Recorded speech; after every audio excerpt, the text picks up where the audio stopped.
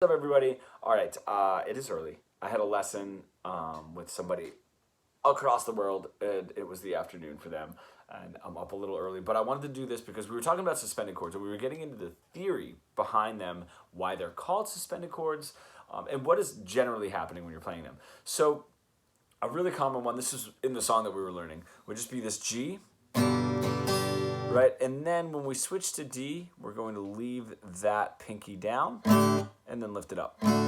Okay, that is a really, really common D sus4, D suspended 4, that resolves. Now, the theory behind it is there is no third of the chord. So if you have a suspended second or a suspended fourth, the second or the fourth is taking place of the third and then eventually resolving down. So really why it's called a suspended is the note is suspended from the chord before, just like this. This G, right, that G note is suspended over that change to the D and then resolve down.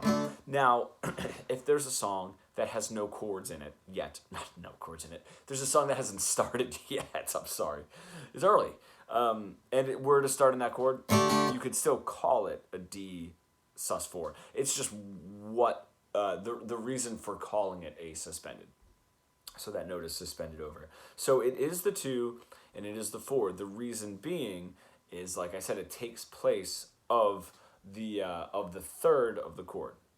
Okay, so in this case, that F sharp. So when you're playing a D, you guys, that F sharp is determining whether that's major or minor. That's my major third. So if I have that down, there is no third in that chord. Now these are really cool too because it creates a little bit of tension, right? Because that 4 clashes just a little bit with the 5, and then it does want to resolve back. Or if I have a suspended second, let's get into the D suspended second, would be that E string open, taking place of the third, creates a little bit of tension with the root note, and then resolves back in. So that would be like if I had maybe an A, right? That E is suspended over from the A, that E note, and then resolves. So that's what we have there. That is why it is called suspended, like I was saying. But the reason it is not just like a D4 or a D add 4, or a D add 2 or a D add 9, whatever it is because that when you were to, if you were to say that like a D add 4, what you're saying is it's a full D chord with the G with the 4 on top, okay? And that's not what's happening. We're taking the third out and replacing it with the 4, okay? Or taking the third out and replacing it with the second. So that's why technically, if you were just to start a song on a D sus4, that is what you would call it, even though it's not suspended over, to let you know that there is no third in that chord, okay? So the other one that we got into that I've seen a lot too would be like an E to an A, but then you take that off, so you just have that B string open, right? That's kind of suspended over from the E, or by itself, or that's your A. An A sus4 would be down here, right on that D note, and then resolving back to that C sharp, which is my third. Now, one other question that we're kind of getting into as we were getting the theory behind it is, what if I had a D chord and then I went to my A, right, and I held that F sharp over into the A chord? All right, that still technically wouldn't be suspended, even though it's suspending that note over. The only reason is this A chord is fully formed, all right, and it just has the 6. So that would just be an A6 from the D over, a D to an A6. Especially since the 6 scale tone, the 6th tone, is not close enough to the third to take its position and then resolve to it. That second takes the position and then resolves to it, or the 4th takes that third's position and then resolves to it. And it does work in minor as well. I mean, you can have a G minor, and then a D sus4 to a D minor.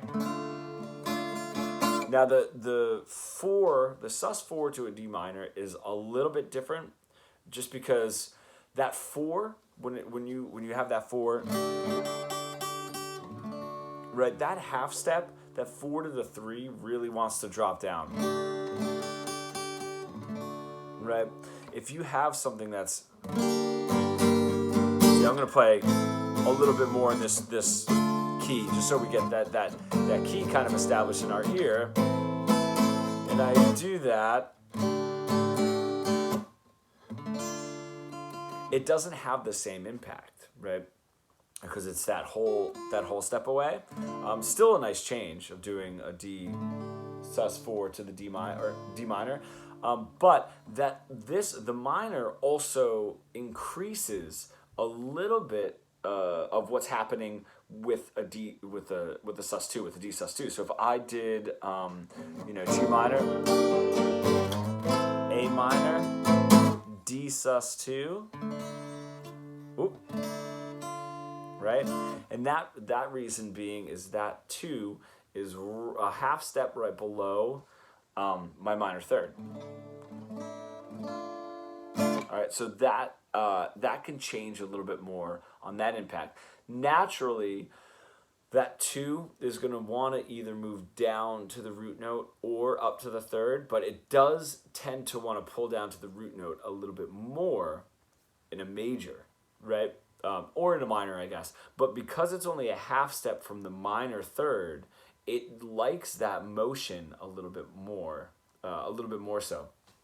And then just to kind of impact the theory a little bit more, when you're playing in minor, if it's natural minor, so if I have G minor, so I'm going to be playing in D natural minor, right?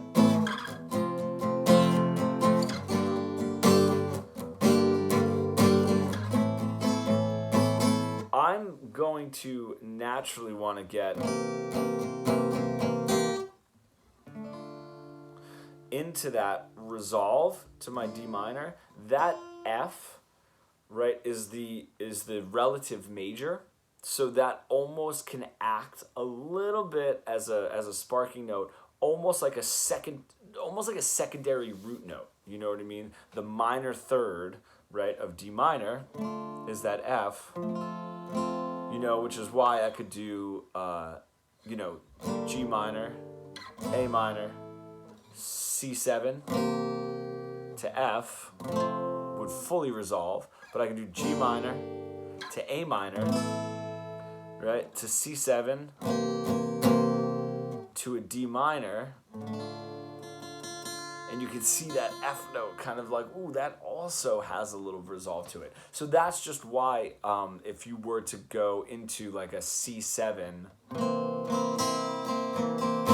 right, you get that E on the bottom, and then you go for that D suspended second into that little half step up to that almost secondary root note is what I call it. It's not a technical term.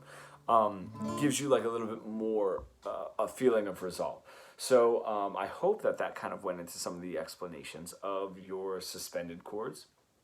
And yeah, that's my lesson for the day.